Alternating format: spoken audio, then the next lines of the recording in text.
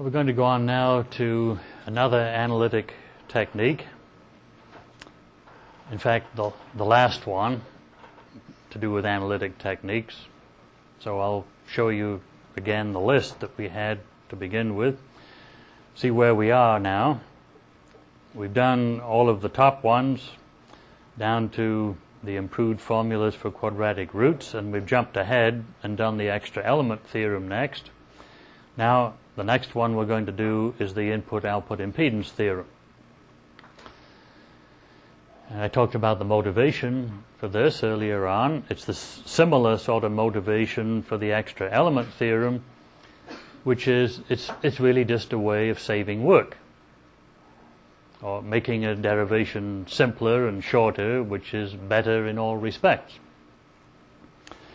So I'll review quickly the motivation for the input-output impedance theorem. There's a green box representing just a general linear system as usual. A general source, the Thevenin equivalent, Vs series with Zs, generalized load, Zl.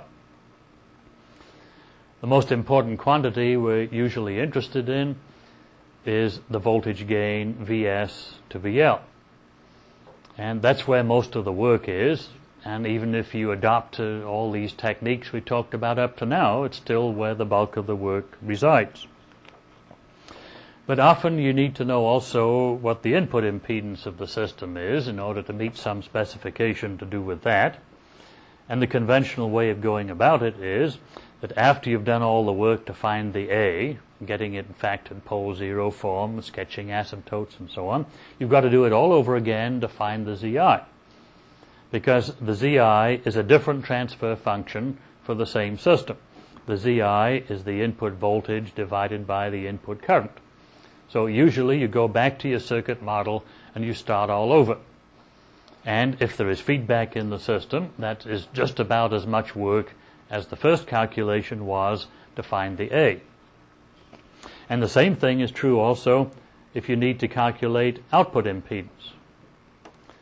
To calculate output impedance, the way you usually go about it is you make the input 0, you apply a separate source at the output, and you calculate the ratio of VL to IO under conditions of zero input. That's basically the definition of output impedance. And especially if there's feedback in the system, again, this is just about as much work as the first two calculations, and so you end up doing 3 separate chunks of work which are more or less equally lengthy.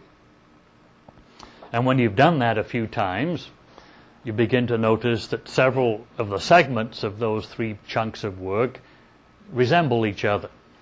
There's a lot of similarity. You find yourself going through the same sequence of steps. But of course it's not all the same, and you get the idea there ought to be a shortcut to this. There ought to be some way of avoiding the repetition of the parts of the derivation that are the same between the 3 answers and doing only the parts that are different. But that's as far as you get, because you don't know how to separate what's the same from what isn't. That's the motivation for the input-output impedance theorem, because that's exactly what its purpose is, and it's exactly what it does. It allows you not to repeat the parts of the calculation that are the same. Okay, that's the motivation. Now I'm going to derive the theorems, and that won't take very long. First thing is, go back to our generalized model. We'll do the output impedance theorem first.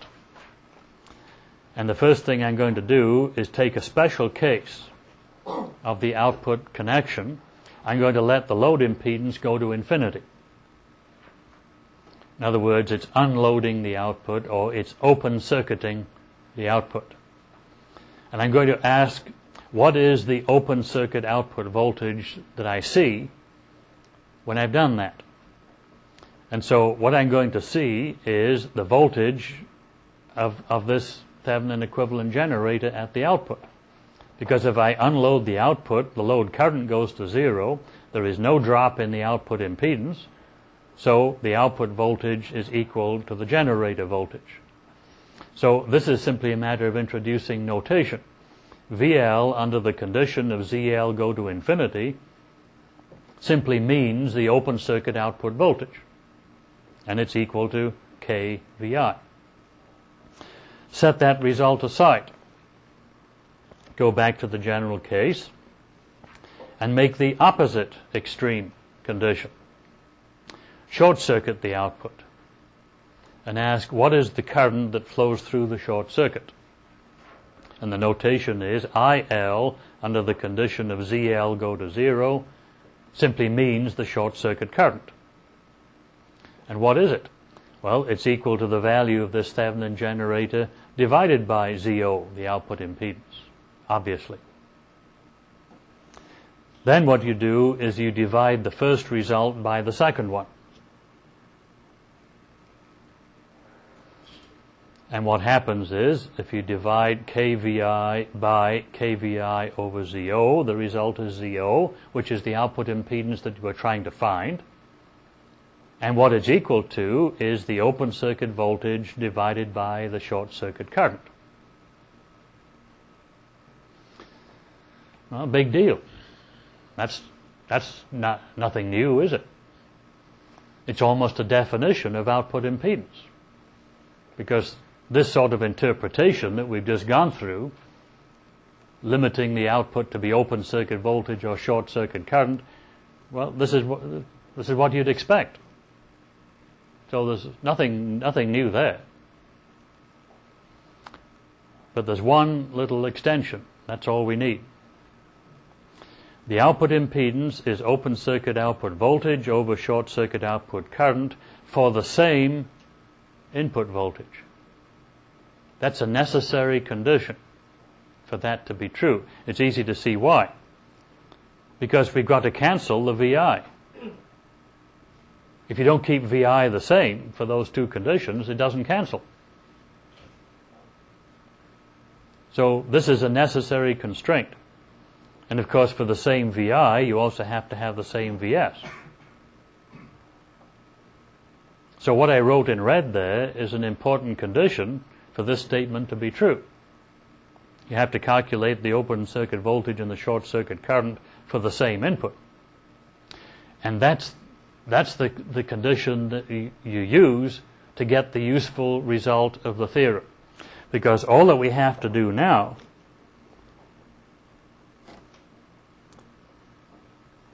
is divide that same input voltage into both the numerator and denominator of this result. So here's the same thing again. Output impedance is open circuit voltage over short circuit current, and I divide the VS into both of them, and I make one other substitution. IL, in general, is VL over ZL. That's where we started. So I make that substitution also in the bottom line. And what I've got now is I've got VL over VS in two different places, but VL over VS is the voltage gain that I already have solved for.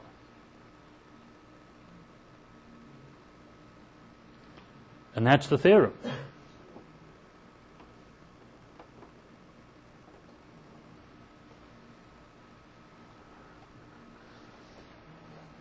Nothing to it, is there?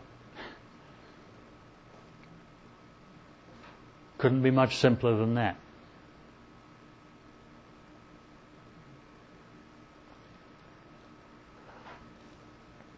So, since you already know what the voltage gain is, to find the output impedance, all you have to do is take these two simple limits, and you can do that because the ZL is inside the A, because it's there when you calculate the A. So taking the two simple limits represents the only additional amount of work you have to do to find the output impedance over and above the work you've done already to find the A. And even without trying it, it's pretty easy to see that there's not much involved in doing that.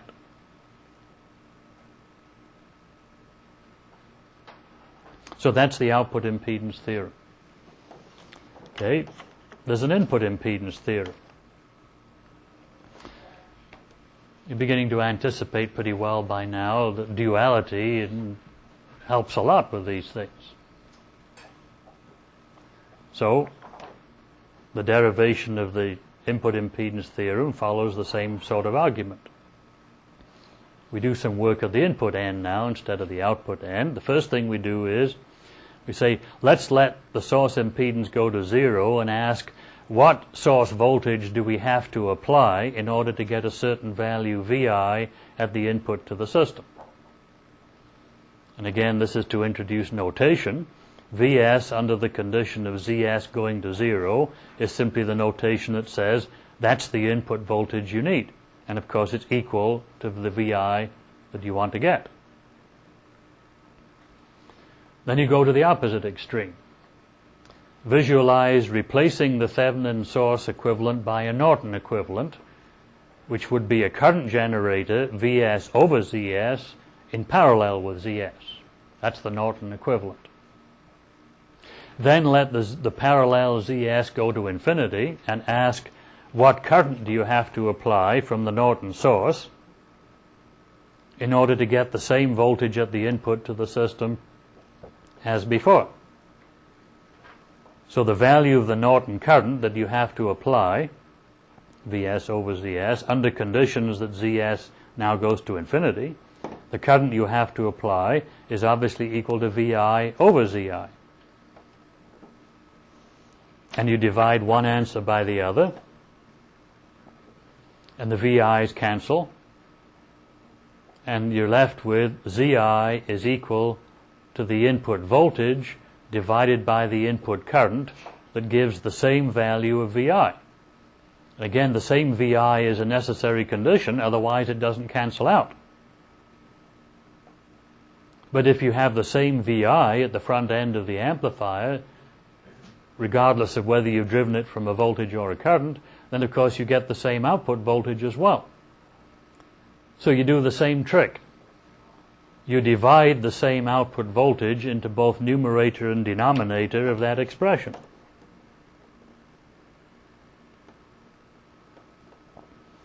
So here's the starting point. The input impedance is the input voltage divided by the input current to get the same VL, and I divide VL into both of them. And now, once again, I can recognize VL over Vs in two places, which is the original voltage gain we already know, and you just get rid of the internal fraction and bring this one up to the top, and that's the answer.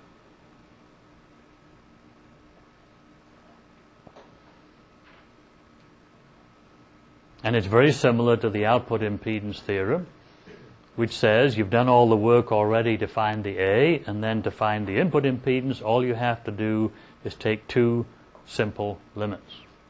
And the Zs is inside the A, because the Zs was in the model when you solved for it.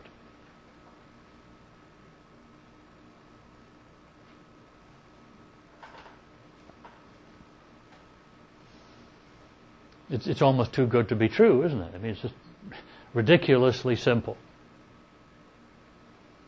And as usual, when I get to this point, I like to ask everyone, have you ever seen this before? No?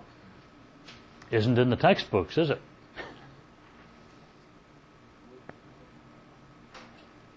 I think this is an even clearer motivation than it was for the extra element theorem. Because, you often have to calculate input and output impedances, and everyone does it the hard way. Applying a signal at the output and finding a current that goes in and all that, and same thing at the front end. And you get to go through all that nice algebra over again. Well, you don't have to. And these theorems look a little odd, because you don't normally think of formulas involving these limits. But you know how to take limits, even though you may be rusty on it, because that's something you learned to do in math. That was the foundation of calculus, if you remember. But you never used that again.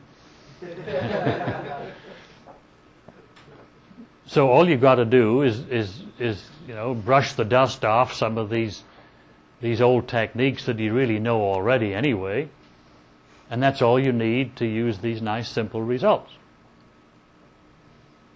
Now, when I was talking about the extra element theorem, I said I developed this a long time ago, and I was reluctant to publish it because I was sure it must have been done before. So I procrastinated on that for a long time. Now, as far as these input and output impedance theorems are concerned, I know they've been published before because I wrote the paper. And it was presented at the National Electronics Conference in Chicago in 1963. Sank without a trace. Which goes to show that even if things do get published, they still may not find their way into the textbooks. I don't quite know what it takes for that to happen. There's a lot of luck about it, I suppose.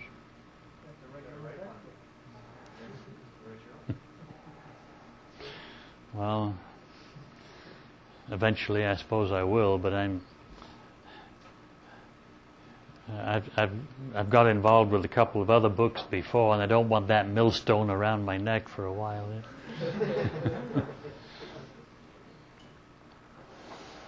Anyway, this is almost an extreme example of a very simple formula which is very useful and yet somehow hasn't been adopted.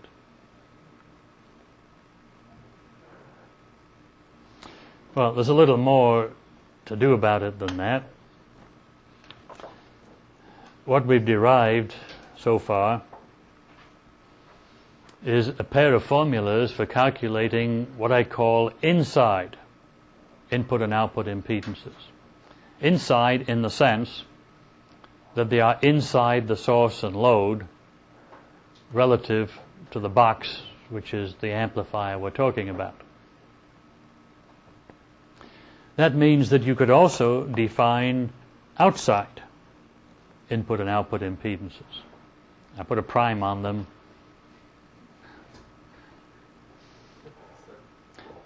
Put a prime on them to distinguish the two. Obviously, Zi prime is equal to Zs plus Zi. Obviously, Zo prime is equal to Zl parallel Zo.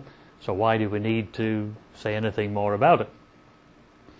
Well, because these are very nice simple formulas, but when you come to apply them, they're not so simple. Because both of them involve a summation. This is product over sum. So if you start knowing what the Zi and the Zo are, and the Zs and the Zl, in factored pole zero form, and you want to find what the outside impedances are, then you have to perform a summation of factored pole zero functions, which means cross-multiplying numerators and denominators, collecting powers of S into a new polynomial, and refactoring a new polynomial. And that's messy. So even though the formulas are very simple, the application is not so simple. So this gives you another motivation. Maybe we can find some modified formulas for the outside input and output impedances directly from the gain, which wouldn't involve the intermediate summation. And in fact, you can do that. And here's the result.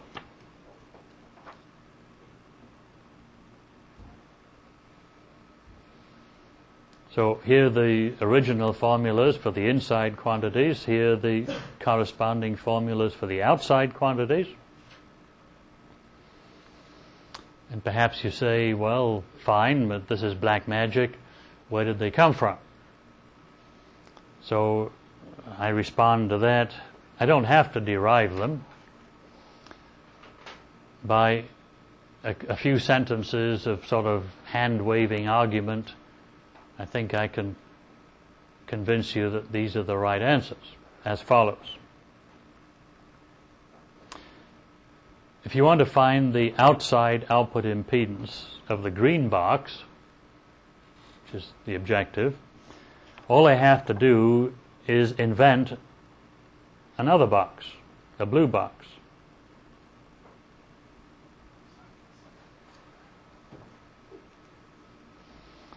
And the only difference is that the ZS and ZL have gone inside the blue box. And now all I do is apply the original formula to the blue box instead of the green one. And remember, all that the original formula for the output impedance says is output impedance is equal to the open circuit voltage divided by the short circuit current for the same input. What is the open circuit voltage of the blue box? VL. It's already open circuit because it doesn't have any external load. It's already open circuited. The numerator of the formula simply came from the original open circuit output voltage divided by the VS. So if it's already open circuit, all I have to do is take the output voltage without the limit and divide it by VS. So VL over VS for the blue box is simply the original loaded gain of the green box. You don't have to take the limit. The denominator of the original formula simply says it is the short circuit output current. But the short circuit output current of the blue box is the same as the short circuit output current of the green box. So the denominator stays the same. So the only difference is to find the outside output impedance of the green box, you simply identify it as the inside output impedance of the blue box, and the only difference is you don't take the limit. You don't let ZL go to infinity. And the argument, of course, is similar for the input impedance.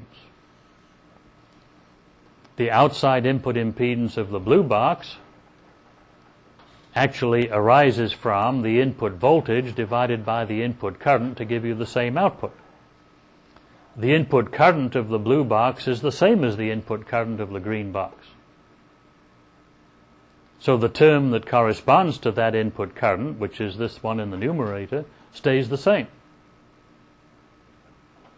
The only difference is the input voltage of the blue box already has no external source impedance, so you don't let ZS go to zero in the corresponding term. The external source is already zero for the blue box.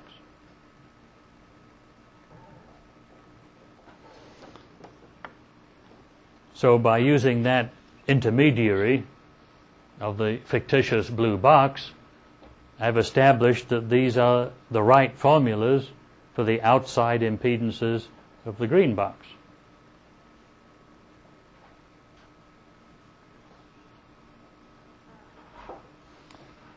So now we have two sets of formulas. In fact, you notice something else very simple about this now. The formulas for the outside impedances are simpler than those for the inside impedances, because only one limit is required instead of two. Things get better and better. Which means that in retrospect, we really ought to reverse the order of those two expressions, because regardless of which impedances you want to find out, it's always easier to calculate the outside ones first, because only one limit's needed. And then you can calculate the other ones by taking the other limit in the answer you've got already. Because the limits are independent. It doesn't matter which order you take them in. They're separate calculations. So you can take one set of limits to find the outside impedances. Then you can take the other set of limits in the answer you got already, because whether you do it in succession or whether you do it at the same time doesn't make any difference. So you might as well get a free set of answers along the way anyway.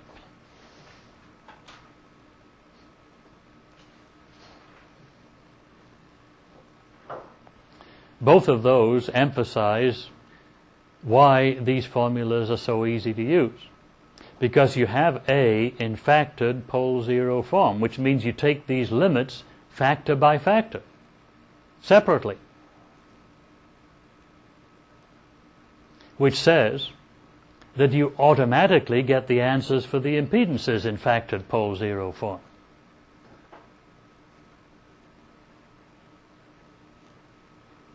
So everything's on the positive side for using these formulas. If you start with a low entropy expression for the gain, you automatically get a low entropy result for the impedances. And the steps involved are trivially simple. So let's look at an example. Again, this gives us a chance to back up a little bit and practice some of the previous techniques in order to get to the starting point, which is the voltage gain of the system. So let's begin with a little more elaborate linear amplifier now, which consists of the common emitter stage that we've talked about ad nauseam already, and put an emitter follower on the output.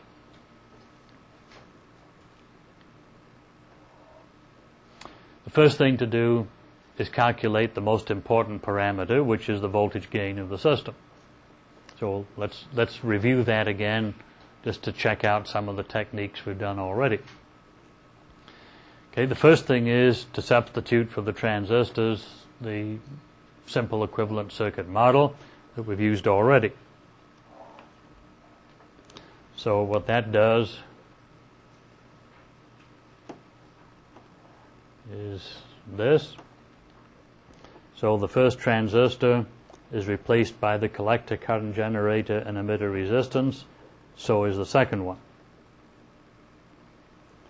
And the power line AC ground is brought down to the bottom. So now we can get rid of the original and work in terms of this model.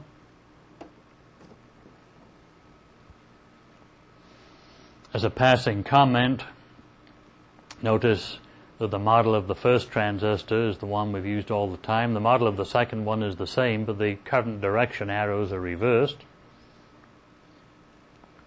That does not mean it's a PNP transistor instead of an NPN.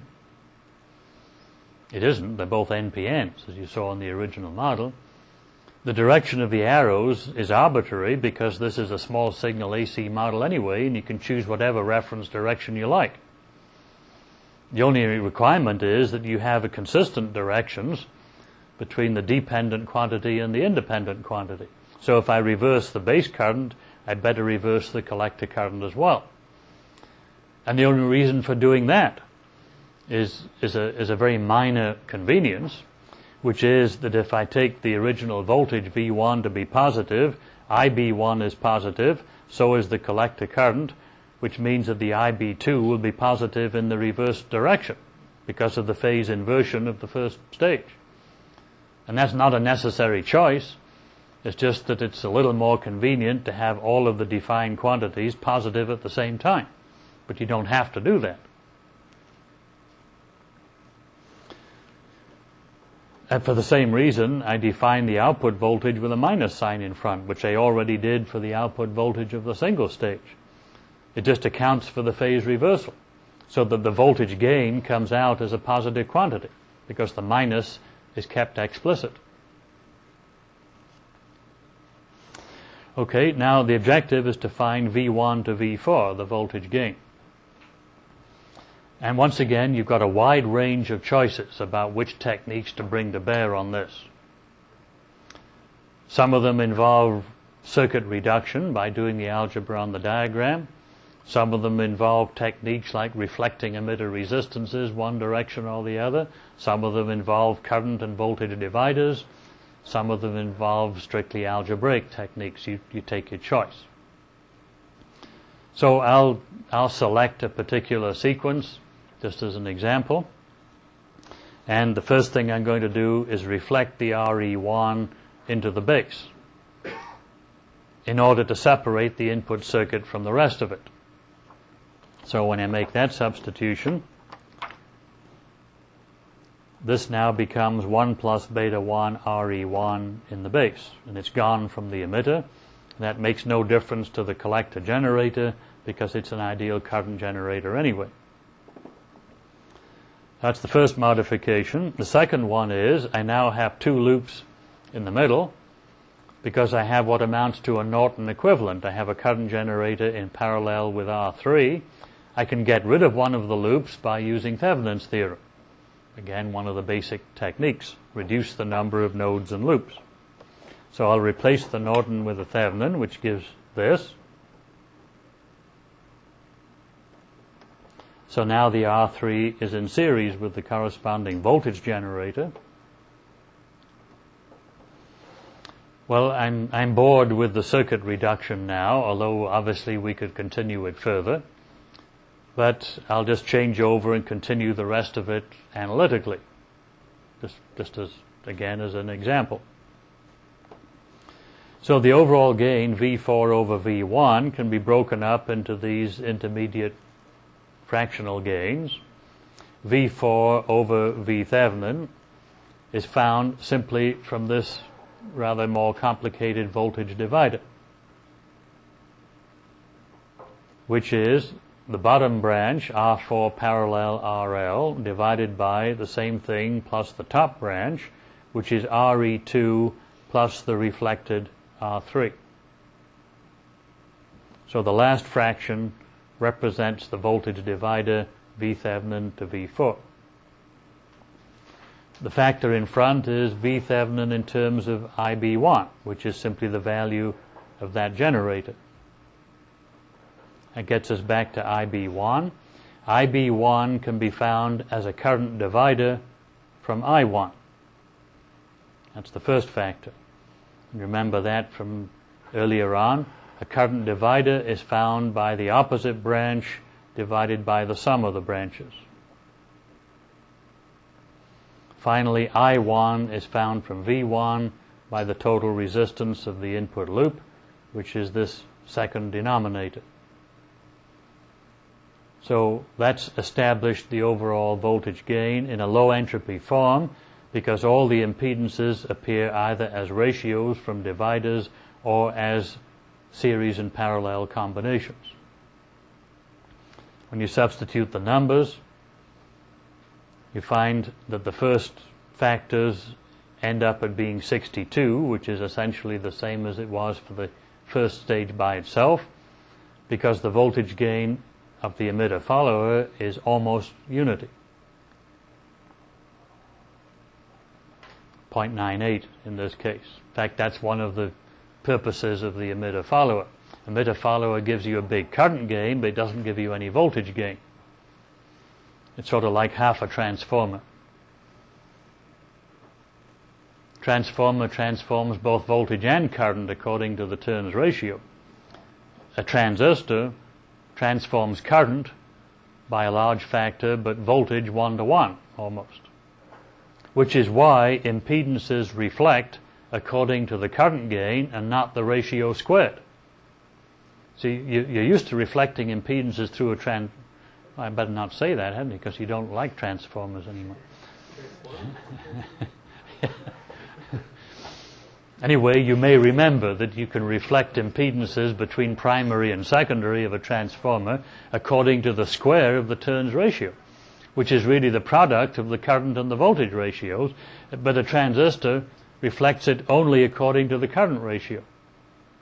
So it's not the square of beta, it's only beta, or 1 plus beta. Okay, well now we've got to that point. We've found the voltage gain in a low entropy form. In fact, it's in a factored form. So we're now ready to apply the input and output impedance theorem to find those impedances for this particular example. So to simplify the notation, I've crunched those factors from 4 down to 3. And I've simply identified them as K1, K2, and K3 in order to avoid writing it all out each time. Let's calculate the output impedance first. And we already know that it's going to be easier to calculate the outside output impedance first, because only one limit is required. So here's the theorem. We want to find ZO prime. First thing we do is recognize that the whole model is resistive, so the output impedance is an output resistance, so we'll identify it as such by putting the sub-M on from mid-band again. And the theorem says we can find ROM prime by taking the voltage gain as is, which is the AM, and dividing it by the voltage gain over ZL, but ZL is RL, and letting RL go to 0. The voltage gain is K1, K2, K3, so you substitute that numerator and denominator.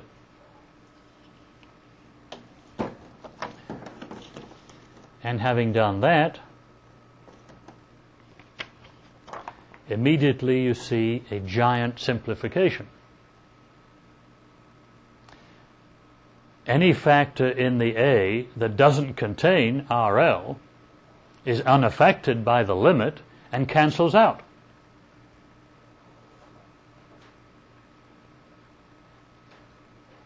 So when you look at K1, it doesn't have RL in it. So in the denominator, when you let RL go to 0, it doesn't change K1. So it cancels the one that's in the numerator. And the same thing for K2. K3 is the only one that does have RL in it. So when you take the limit, it's going to change. So it doesn't cancel, but that's the only thing you have to keep.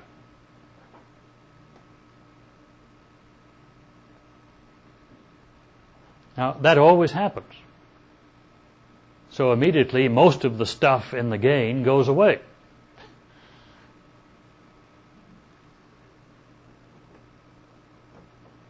Okay? Well, work on what's left. Find the limit.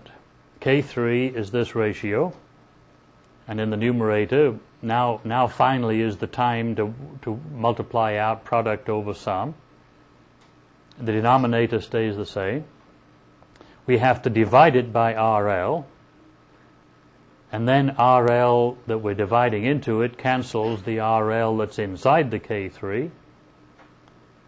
Then you let RL go to 0 in what's left, and in the numerator, having cancelled RL goes to 0, you're left with R4 over R4, which is 1.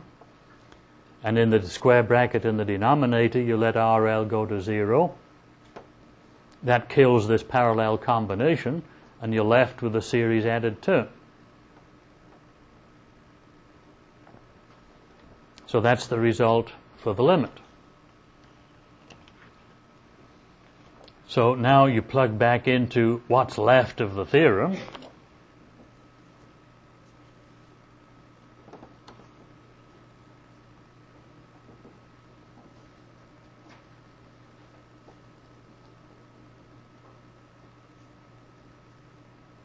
Squeeze it all in there. Plug it back into the theorem. So now you have the original K3 as before, divided by the limit that we just calculated. So this square bracket comes up on top. And that's the answer. Well, you can lower the entropy a little bit by recognizing in a rather obscure form product over sum, which is parallel combination of R4 and RL already in the parallel combination times the square bracket, and it's divided by R4 parallel RL plus the square bracket. So you can condense that down to the triple parallel combination.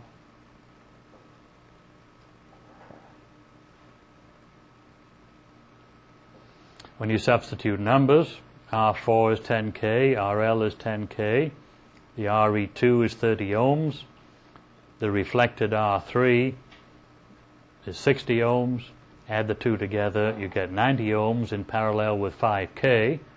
The 5K doesn't do anything, and you're left with the 90 ohms.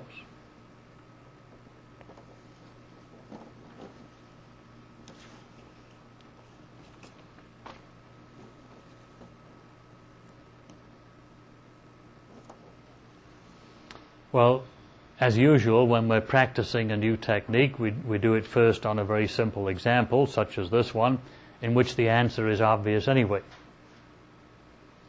Because it's easy to see by looking in at the output that the outside output impedance is R4 parallel RL parallel RE2 plus the reflected R3. Because if you were to derive the output under conditions of 0 V1, that's the answer you would get. And because the V1 would be 0, this generator would be unactivated, and so the output impedance doesn't get any further back than the R3. So in this case, you don't even need the theorem because the answer is obvious anyway. But nevertheless, it's a good way to practice using the theorem. Of course, the result is what you expect from an emitter follower. That's one of the reasons for using an emitter follower, is to give you a low output impedance. And you see, the reason it's low is because of its reflection property. Whatever impedance there is in the base appears in the emitter divided down by the 1 plus beta. Add that to the RE that's there anyway, and that path has a much lower impedance than the external load itself does.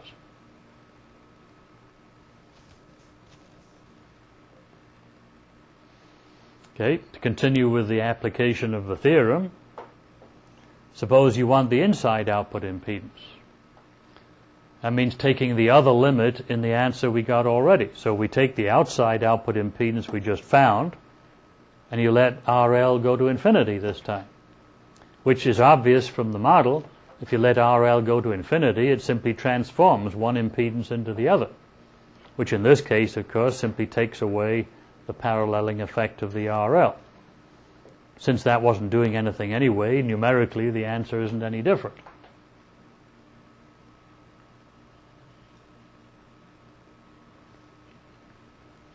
So it's very easy to apply the theorem. Let's do the same thing for the input impedance.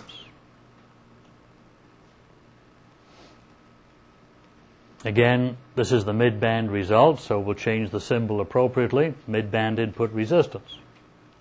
The theorem says we substitute for the AM both numerator and denominator as K1, K2, K3. The same giant simplification. Any of those factors that doesn't contain RS cancels out because it's unaffected by the limit. K1 doesn't have RS in it. K3 doesn't have RS in it. They go away. K2 does have RS in it. So it stays. And that's all you have to work on.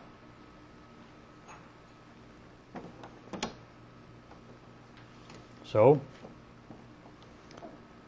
determining the limit, K2 is the middle fraction, multiplied by RS, and let RS go to infinity. So the denominator goes to infinity, and you drop the rest of it. That allows RS in the denominator to cancel the 1 in the numerator, and you're left with beta 1 R3. And the final line,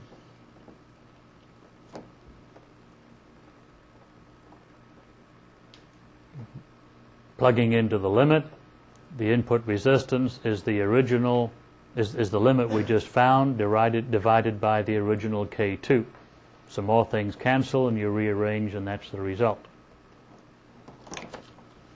And again, this is a simple enough case that the answer is obvious anyway. The outside input resistance is RS plus RB parallel the reflected RE1, which is exactly what you get out of the theorem. If you want the inside input resistance, you just let RS go to 0 in the previous answer, which of course simply takes away its additive effect.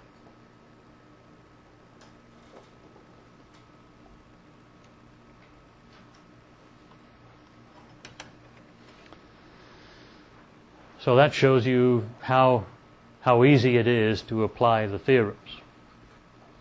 Of course, these examples have been a little too simple. So after we come back from lunch, we'll modify it a little bit and we'll put some reactances in there and see how you deal with the theorem when you have a frequency response involved. And it won't be much more difficult. So let's start up again around 1 o'clock.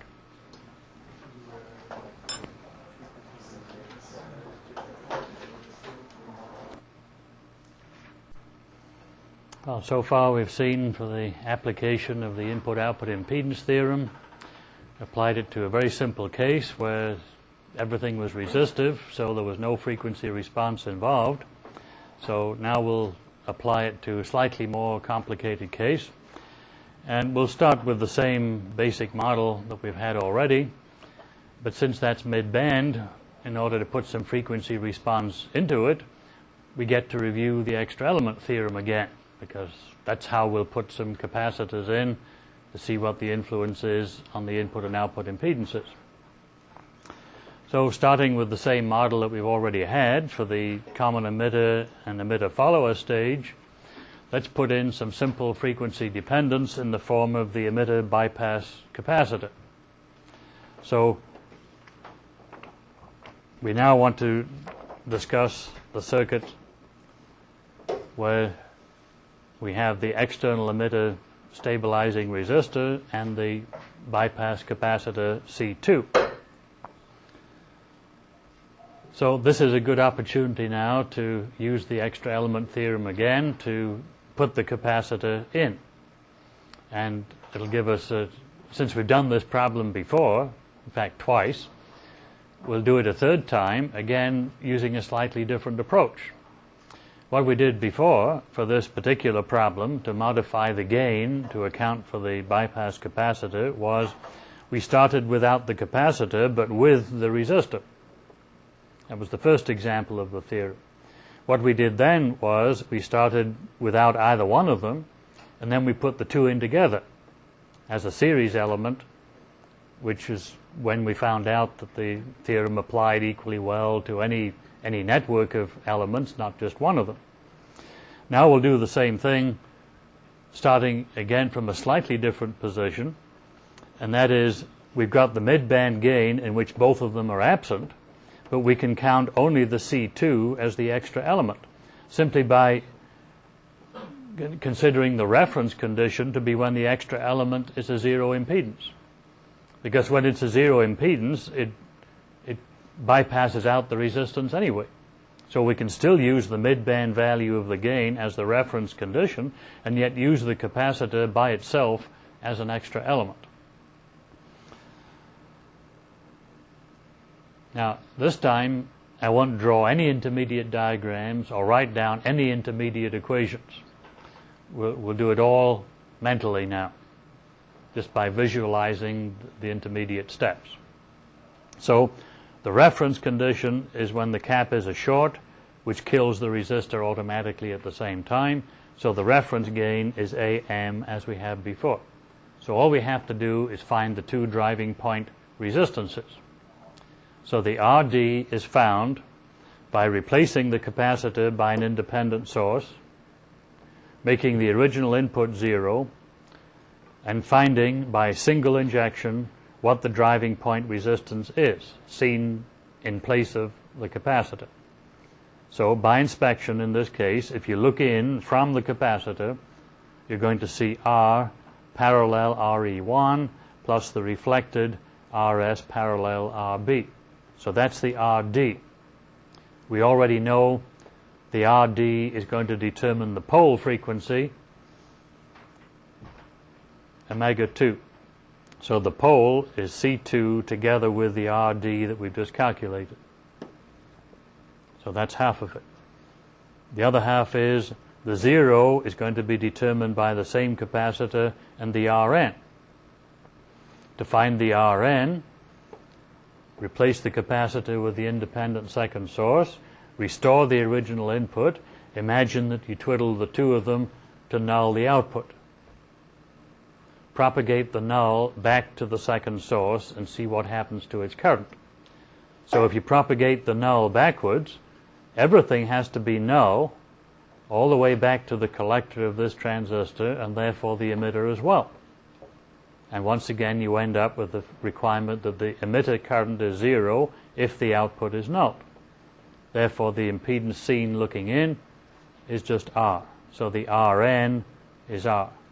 And that identifies the 0. We know the pole and the 0 are going to be in inverted form because the reference gain is the high frequency limit. So the correction factor is of the form 1 plus Zn over Z. The Z is in the parallel combination. So that's how you can write down the factored pole 0 form in the answer, by doing the entire application of the theorem mentally.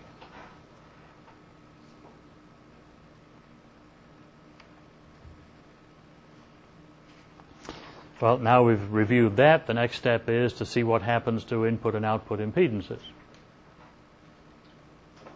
So we'll go back to the outside output impedance again.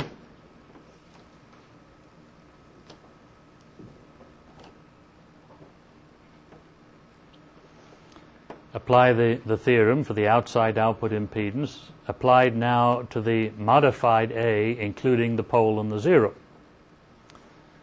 But that includes the AM as the factor in front, and we've already solved the problem for AM by itself. And that doesn't change, because when you take limits, you do it factor by factor anyway, so the previous result we got for AM remains unaltered. Namely, the K1, K2 cancel out, the K3 doesn't, and we've already solved that part of it. Now, the only additional thing is we have a pole and a 0 as well, but they are just additional factors. And the same consideration applies to those as to the K1, K2, K3. They're just factors of A. Therefore, any factor of A not containing RL is unaffected by the limit and cancels out, and that applies to corner frequencies as well. So when you look at the 0, it doesn't have RL in it, so it cancels. Not only the corner itself, but the entire factor. And the same thing with the omega 2. That doesn't have RL in it, so that cancels, or I should say its entire factor cancels.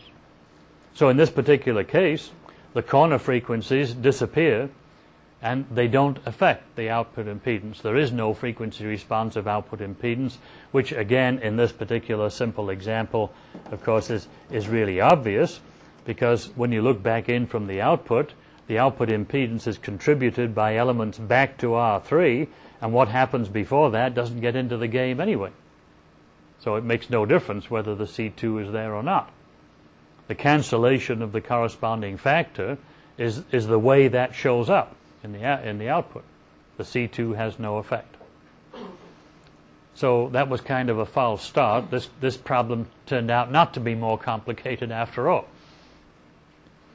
So let's make another try. Let's go back to the input impedance in the presence of the capacitor. Now obviously the capacitor is going to have some effect because it's part of the input loop. So going back to the input impedance theorem now, starting with the modified gain, including the inverted pole and 0. Now we apply the theorem to the modified A, and again, the midband part of it stays exactly the same. So we don't have to deal with the K factors again, we've already done it. All you have to do is look at the remaining factors and follow the same process. And you look to see whether the RS is inside either one of them. Well, the RS is not inside the omega 1, so the entire inverted 0 factor, including omega 1, cancels. But this time the RS is inside the omega 2. So it will be affected by the limit, so the pole factor does not cancel. But that's the only one you have to work on. So what happens? There's an omega 2 in the denominator that remains as is. That comes up into the numerator and stays. So the only new thing you have to work out is omega 2 as RS goes to infinity. But here's the original omega 2. If you let Rs go to infinity, it just takes away its paralleling effect. So what happens is you get the original omega 2 factor in the numerator, and you get a new factor in the denominator involving a new corner frequency, but one that is obtained from the old one by taking the limit, which is easy enough to do. And you see, we've automatically ended up with the input impedance in factored pole zero form, because those factors were just dealt with in one by one anyway. So what the frequency response does to the application of the theorem is you just treat a pole or a zero just like any other factor in the A. If it doesn't contain Rs, it cancels. If it does contain Rs, you just get a new corner frequency, that's all. So it's still pretty easy. Now, if you want the inside input impedance, you can take the other limit in the answer we just got for the outside input impedance. And again, you take the other limit, which is Rs goes to 0. You just do that, factor by factor also.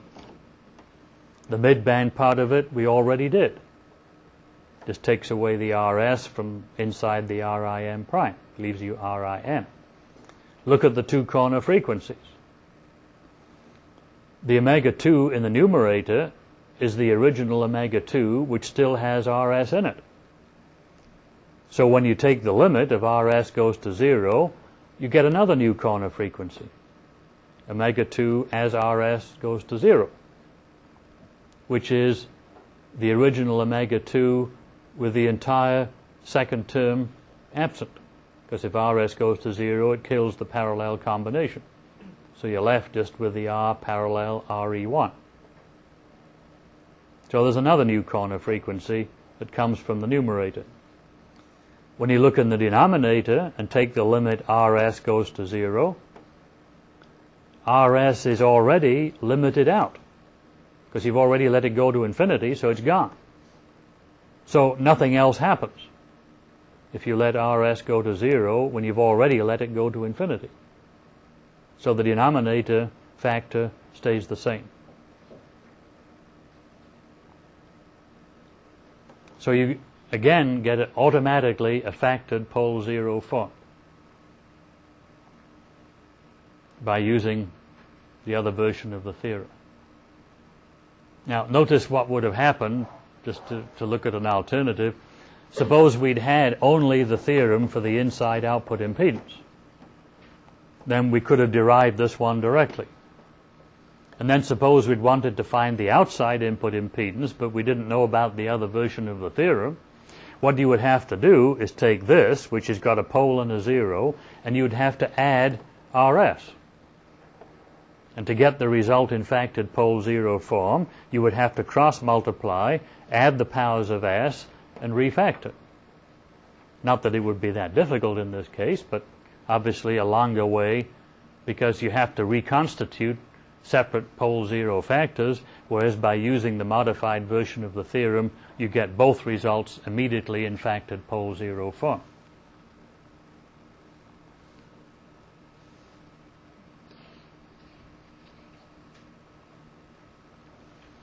Well, that's all pretty easy.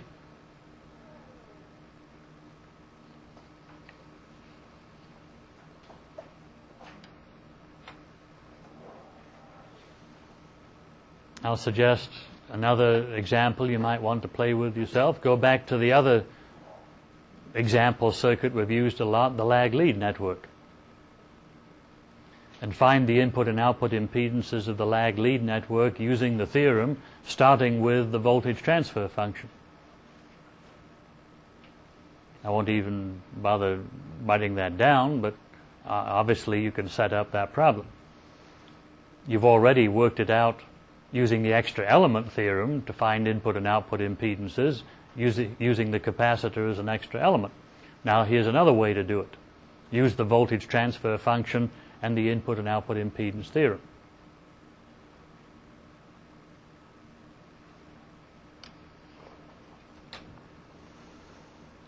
So without stopping for that diversion, let's go back to this case and do one more, which I'll also leave for you to do later.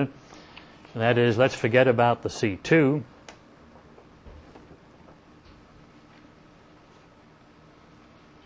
And instead, let's put the two coupling capacitors in. The C1 at the front end, C3 at the back end. So once again, we can practice the extra element theorem to find the modified gain expression to account for the C1 and the C3.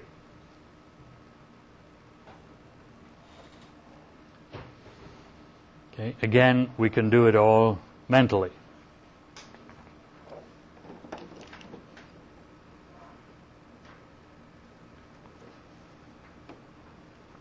The reference condition, of course, is C1 and C3 short circuits with the same mid-band gain that we had before.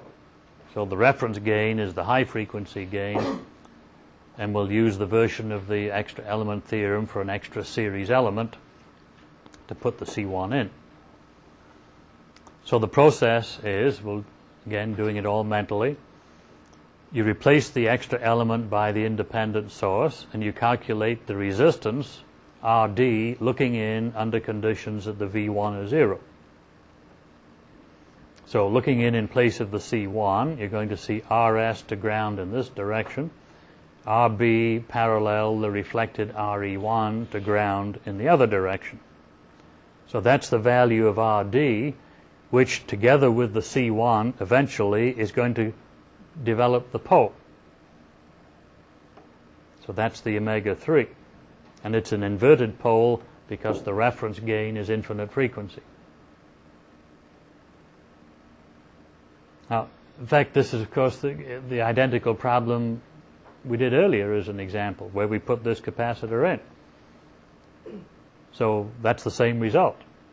And the Rn is found by replacing the capacitor with the independent source, restoring the V1, twiddling the two until the output nulls, propagate the null back, and again, it doesn't matter how far away the output is, because it's going to propagate back all the way back to the collector and the emitter and the base of the transistor, just as it did before the emitter follower was there.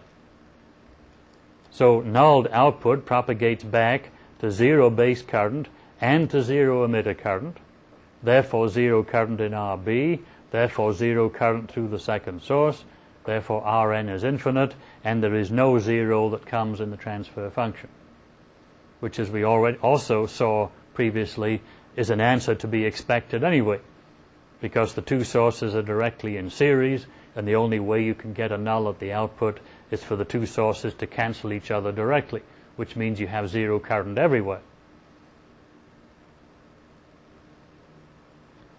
So you get an inverted pole as a result of the C1 and no inverted zero along with it.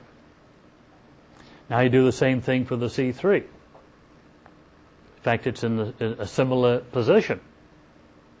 So you can tell in advance you're going to get an inverted pole from it, but no inverted zero. If only because at zero frequency, the C3 opens up and disconnects the output from the input, so the gain is going to have to go to zero at zero frequency. To follow it through in detail, it's exactly the same sequence of steps. Replace the C3 with an independent source. Find the driving point resistance RD if the V1 is 0. If the V1 is 0, this generator is 0. So nothing happens to the left of the R3. So when you look in, you're going to see RL to the right, plus to the left, R4 parallel RE2 plus the reflected R3, which is this expression at the bottom.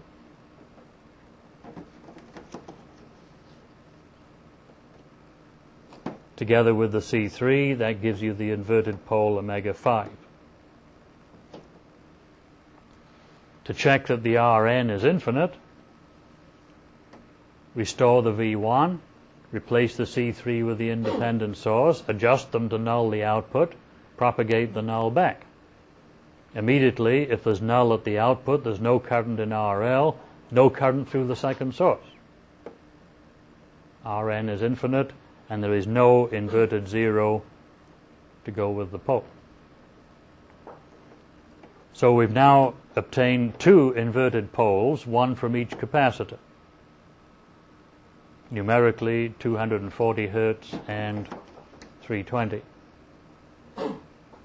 So the frequency response is the reference gain of 36 dB and the inverted pole coming from each of those coupling capacitors.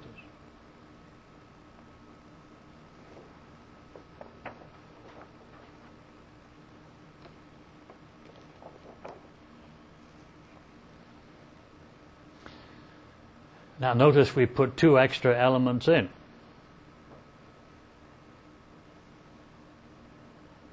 Why didn't we need the two extra element theorem?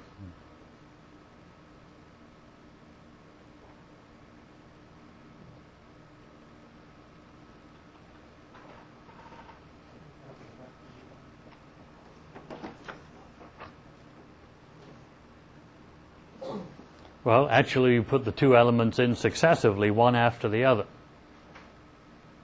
Why was it easy to do that?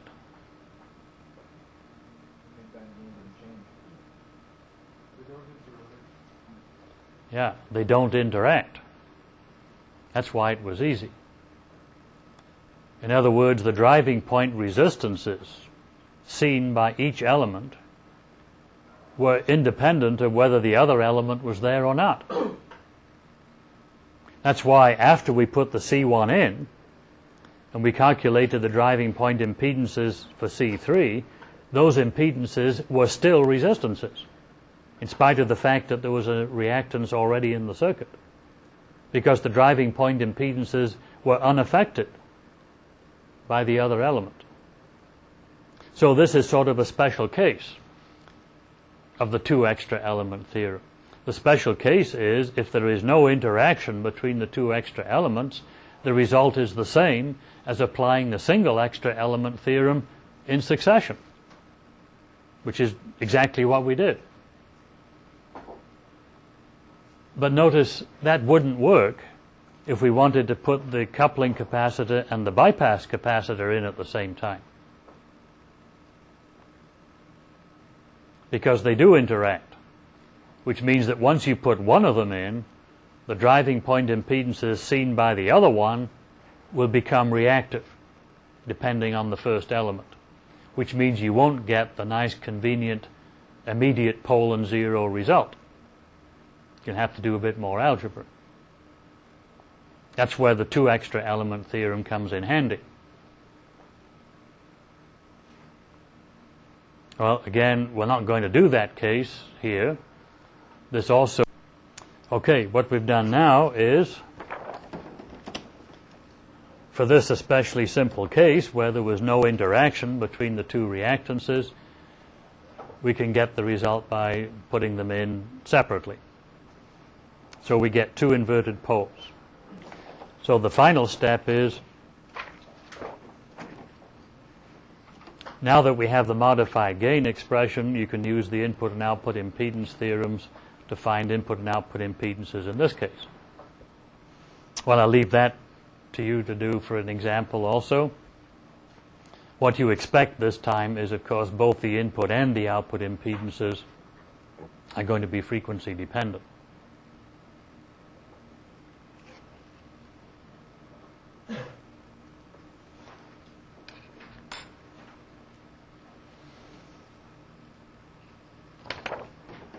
Okay. Finally, to summarize the input-output impedance theorem, it permits those impedances to be determined directly from the gain by taking simple limits with respect to source and load impedances instead of going back to the circuit model and starting all over. You get some bonuses. If the gain is in fact at pole zero form to start with, so are the results for the impedances automatically. You always get huge simplifications because only gain factors containing source or load impedance are needed for the result. All the others cancel out. Finally, the outside impedance formulas are simpler because only one limit needs to be taken. If you want the inside impedances, you can just take the other limit and the answer you got already. So these are very simple and yet powerful analytic techniques. Give you a lot of useful information for very little work. And that's the bottom line for all of these things. So it didn't take very long, really, to go over that. It was a lot less time needed for the input-output impedance theorem than it was for the extra element theorem. Because the extra element theorem required this new concept of null double injection, so we had to spend quite a bit more time going over that. And the input-output impedance theorem required only a knowledge of limits, and even if you're rusty on that, at least you know how to do it. So that wasn't so hard to brush up on that.